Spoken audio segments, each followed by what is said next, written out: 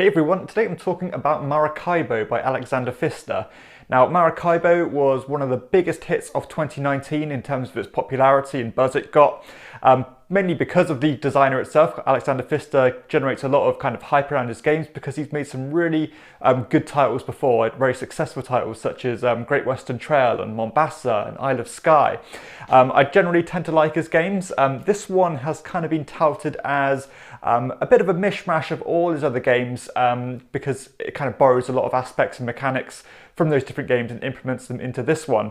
The game accommodates 1 to 4 players, takes probably around 2 hours to play on average.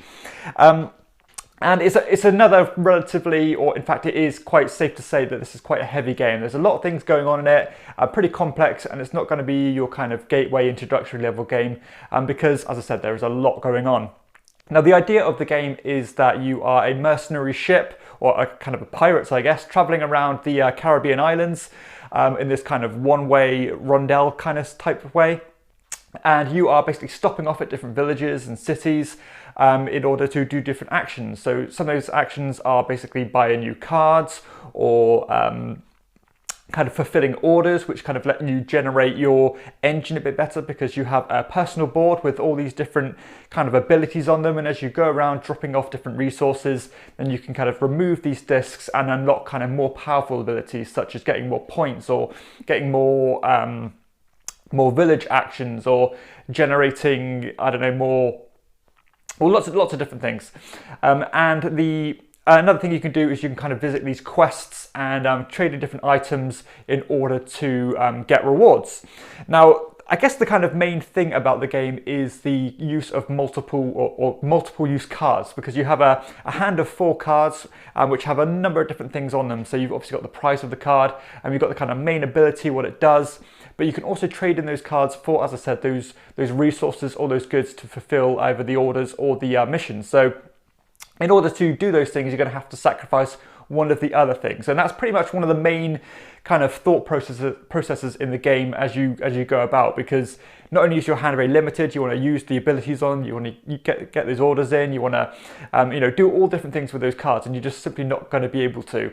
There is an ability to kind of store those cards or reserve them out of your hand in order to kind of keep them safe and not clog up your hand, which is a nice touch. But yeah, it's all about that kind of multiple card use. So as I said, there's a lot going on in this game. There's loads of different ways you can get points and stuff like that. But I'll do my best to kind of explain, as briefly as I can. So as I said, you're going to go around in this rondel style system around these islands, stopping off at these different villages and stuff. And basically, the kind of slower you travel is the less amount of actions you can take, but obviously you're going to more places on your way, where if you go faster by going up to, I think it's like 4 or 7 spaces, then you get to take more village actions if you land at these different spots. And the village actions is where you're going to be buying the cards from your hand in order to use the main abilities, and those main abilities can either kind of generate you income in terms of getting a certain amount of money or points every round, which is a nice way to rack up points. You can kind of use them as these kind of assistants where you put them on different locations on the board, and then whenever you go and visit those locations, you get a certain ability. And they might just have one-off abilities, like such as giving you or letting you remove discs from your board and stuff like that, or they can just amplify your existing things you do by making them more efficient and cheaper and just more powerful. So there's a lot of different things you want to factor in when you're buying these cards, and they all have loads of different abilities. Another kind of significant thing in the game is you visit certain locations which let you fight for these different nations. So you've got 3 different nations which are kind of trying to conquer the Caribbean islands, if you want to explain it that way. You've got kind of Spain, France and England. And the way that these kind of different nations work is that they all have a kind of almost like a stock mechanism or a share mechanism, where they have all these different cubes covering up these different point values. And as you go around fighting for these different nations, you're going to remove those cubes and put them on the different islands. But you've also got a track relating to each nation that when you go further up those tracks, you're going to get a better modifier or a better multiplier, which correlates to the amount of cubes that have been removed. So if you're familiar with Mombasa, which is another one of Pfister games, and probably one of the main factors why people compare it to his other games, it uses this mechanism, which is a really cool thing where you can kind of really invest in a certain type of, well, country in this case, and go up a certain type of track to get your modifiers really high. So, for example, if you take a bunch of cubes up to get cubes off of a certain nation to get 4 points, and then you climb up far enough up a track to get like a ×3 multiplier, then you get 3 × 4 points in order to get you that many points at the end of the game. So it's about this, investing in a certain company. But in Maracaibo, although it's described as combat, I guess it's not really combat. It's quite abstracted in that way. But yeah, it works really well, and you're also given, the game gives you incentives not to just completely over-invest in a certain type of company, which, it still could be a good option, but it gives you an incentive to keep those countries a bit more balanced, because you get kind of more combat points by fighting for the nation behind in that kind of ranking order, which is a nice touch, and it just gives you, or kind of prevents people from just all jumping on the same company, and because it's pretty much becomes a no-brainer that way, which is a slight issue with Mombasa, and this one does really do a good job of kind of mitigating that strategy. So yeah, if there's one kind of slight complaint, it's explaining that the combat in this game is pretty much like a stocks and shares kind of mechanism, rather than actually rolling dice or fighting anything. So combat is quite a weird way to explain it, but I suppose you can kind of, rationalize it in saying that, we're mercenaries, we're just trying to add to their kind of cause. So anyway, that's the kind of combat mechanism, but there's also another spot you can go to which lets you explore the forest at the bottom of the board. So there's this whole kind of rainforest, and you are basically traveling down this track by moving your explorer and landing on certain spots, which give you either points or coins or more combat abilities or all these different things. And when you travel across certain lines on the board, you're going to get more points by getting there first. And also, if you get to the end of that track before anybody else, you're going to get a lot more points. So that's another thing you can really focus on. You've got the, getting the cards out, you've got getting your income up, you've got traveling that rainforest track.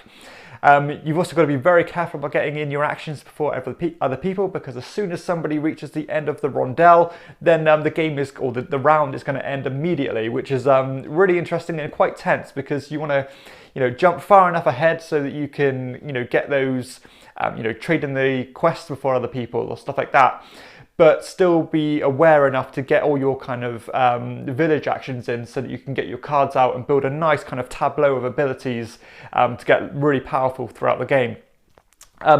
When you visit those villages as well and trade in the goods, you can, as I said, remove those discs off your board, which is really satisfying, because you can really do improve yourself in a lot of different ways. As I said, getting more village actions, which can help you kind of increase your influence with the different nations, or getting more points, or increasing your hand size, and all these different things. So that engine building is very satisfying as well. The game also gives you this option of having kind of a career objective, where you have to meet a number of different criteria in order to get more additional points at the end of the game. So there, as you can see, there's a lot going on in it, loads of different ways to get points, loads to kind of balance. You've got the hand management of the cards, you've got the different, the engine building of your board, which you want to really focus on to be more efficient as the game goes on. You've got to be careful about which cards you reserve. You want to be careful about how how far you want to travel on that rondelle to get what you want. You've got synergies on the cards as well, because some of the cards give you tokens which kind of amplify your cards that you buy. So some might just have an ability that say give you 4 points, but if you have this certain kind of synergy token, then it might give you 4 points and 2 coins. And you can really kind of synergize cards that way, which is really cool. So it's almost like kind of a deck builder style feel to it, even though it's not at all. But yeah, you've got loads of different things going on. It really is kind of pretty much a showcase of Euro game mechanisms. You've got the stocks and shares, you've got the hand management, you've got the multiple use cards, you've got the the kind of track you're traveling down. You've got the synergy tokens, you've got the income, you've got so much to worry about in this game, and there's so many different strategies to explore. It really just is not, if funny enough, even though there's that much going on, it's not overwhelming because you are, I suppose, limited in what you want to do, and you're not kind of overwhelmed with all these different options every single turn. But yeah, in terms of mechanisms, this game is a feast for the senses. There's so much to explore, so much to sink your teeth into, loads of different viable strategies to try, which is just absolutely fantastic. So yeah, decision-wise and mechanisms, I mean, this game is everything you want, to be honest. As I kind of said before, it is a showcase of all these different mechanisms, and for me, it's kind of like Pfister's Magnus Opum. It's got everything he kind of does well, and it just does it beautifully, and it's just so much fun as well. Loads of things to explore. Balance of the game as well. All those different strategies seem very well kind of balanced. I mean, when I played this, I've gone for a completely different strategy than my opponent, and we've ended up with very kind of close scores, but he's just played a little bit more efficiently to beat me, and vice versa. So there's a lot of I think there's a runaway strategy to really focus on that's going to dominate the game every single time, which is really nice and what you want for replayability and different things to explore. Time investment wise, I mean, the game takes, I said it'd probably take a couple of hours, even at 2 players, but the game constantly feels engaging. It doesn't feel like you're taking that long. The time really does just get away with you because you want to do so much on your turn. You're always engaged, thinking about what you're going to do next. You want to be careful about if your opponent's going to jump you and grab those quests before you do. As you complete more and more quests, you're filling up your board, which is going to give you more points potentially. So yeah, there's loads of different tracks and stuff to go down. But yeah, there is so much to think about, and in a 2-hour game, I think it's really good. I mean, that's generally the kind of top end of time I want to play most of my games, but this certainly doesn't feel like it's that long, and the amount of gain in that time frame is just absolutely amazing. Uptime as well, I kind of goes hand in hand. The turns themselves aren't very long. There's not a lot of bookkeeping. There's not a lot of just fiddling things around and just keeping the board up to date. Turns are pretty snappy. Just when you're taking a village action, you're just either taking a coin, you're refreshing your hand, or you're buying a card from your hand, which is a pretty quick thing to do. Replayability wise, as I said, there is so much to explore in this game, not only in terms of the strategies and stuff you can take, but in fact in the setup of the game, there is the amount of cards that come with the game is not reflected on each game. So basically what I'm trying to say is that the amount of cards, or the hundreds and hundreds of cards you get with this, aren't used every single game. So every game you play, you're going to be using different cards that are shuffled in. So you're going to be constantly seeing different abilities and different things to use and utilize. So yeah, I don't think you're ever going to get a game that plays exactly the same. And not only that, the game does come with a kind of built-in campaign that you can go through, which modifies the game, slightly every kind of.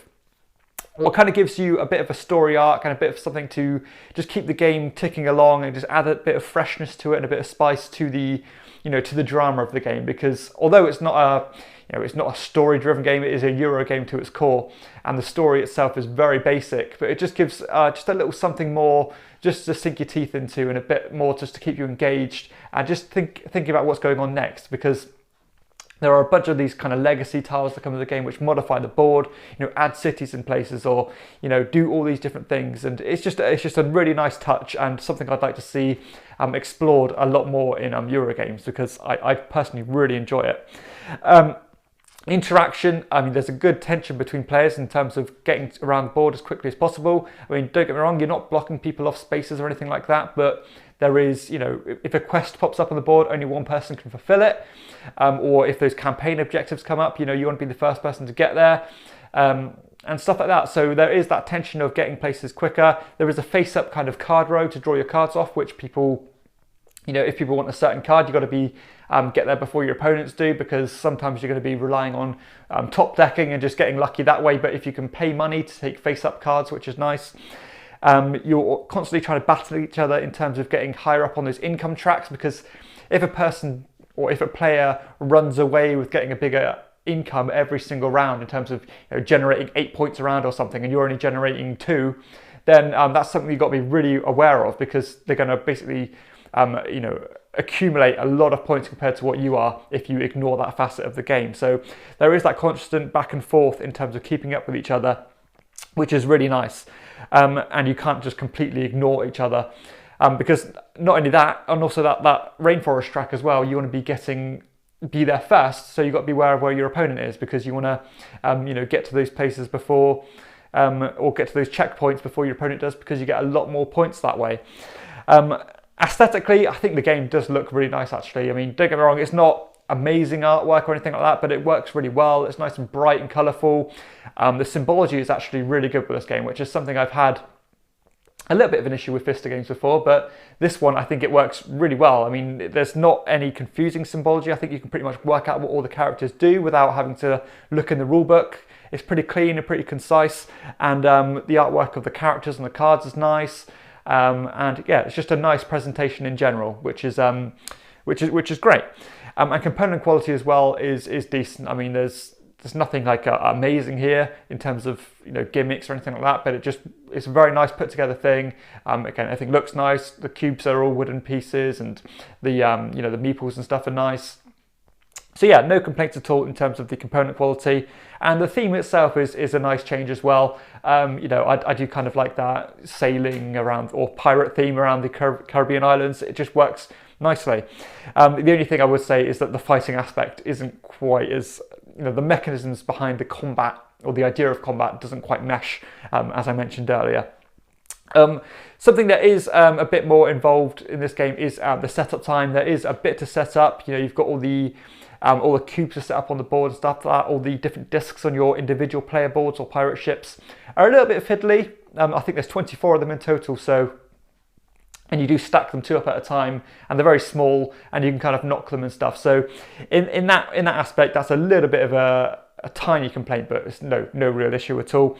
The game has a great kind of cadence to it as you're getting more and more powerful throughout the game. Not only by getting more and more cards, not only in the stories developing as well, all the nations are becoming more powerful, and you're trying to decide what you want to invest in, and you're getting more and more income each round. So that sense of progression, which I personally enjoy in Euro games, because I like that idea of building an engine and getting more and more powerful as the game develops. It really does shine in this one. So that is something that I really can't complain or fault at all with this game. Scalability, I think I probably prefer this at 2 or 3 players. I don't think I'd play it at 4, because I think it might stretch a little bit longer than it needs to, but it works really well at 2 players. And I haven't played the solo mode yet, but I've heard it's got a really strong solo mode as well. And naturally, I think if you had to compare this to anything else, it would be a bunch of different Pfister games, particularly Mombasa for me. I mean, that idea of the stocks and shares of the different nations, which is very similar to the different companies you invest in Mombasa, it's pretty much got in Mombasa inbuilt into this game in a way, which is quite cool, because I think it's just a one-stop shop, as I said, for all those different Euro mechanisms, and it really is a showcase of his work. But yeah, overall, this game is absolutely incredible. I mean, I was always interested in this one coming out, but I don't know. I don't know what hesitated or made me hesitate to buy it. But obviously I bought it this year, and when I read the rulebook, I thought, oh, this isn't what I expected. This sounds absolutely amazing. There's so much going on, which I enjoy. There's all the different tracks to do, all the different strategies to explore. The use of the cards is great. Knowing what to sacrifice and stuff. So. Yeah, I absolutely loved it, and it's absolutely brilliant. I can't wait to play more and more of it. I'm loving the way that the story's developing, even though it is very kind of minor, a minor part of the game that is. But it's just engaging. I just love it. It really is everything I love about Euro games in one very clean, very kind of complicated or complex system, but something that's not overly complex or not overly fiddly or just too much. There's just enough going on in it to keep me just completely hooked.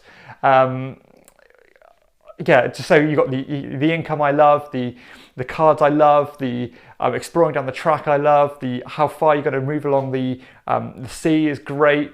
The idea of generating up your own personal ship is fantastic, knowing which cards to save because you can't take them out. Building up your kind of money engine, because everything costs money in this game, is great, and it's a nice tight system. It really is just everything you want, and I'm absolutely blown away with it. I had high hopes for this game anyway, but it completely superseded my hopes. I just absolutely hooked from the first turn until the last turn. So this is an absolutely phenomenal game. It's almost a game you have to play for yourself if you do like Euros, because there is so much going on in it. It's pretty hard to explain in a short review, but yeah, definitely check this one out. If you like your Pfister games, this one is pretty much head and shoulders above the rest, in my opinion. I just absolutely loved it, and Pfister was always someone I really enjoyed his games, but I didn't hold him up quite to the standards of some of the other Euro game designers, your Stefan Felds or your Lucianis or your Tashinis. But this one has just completely, raised my, my kind of stock that I have in Pfister, because when he brings out a game now, I'm going to absolutely be sure to have a keen eye on it. Yeah, I very rarely rate games above like a 9 out of 10, but this is, in fact, out of the hundreds of games that I've played, I think I've rated about 10 above a 9.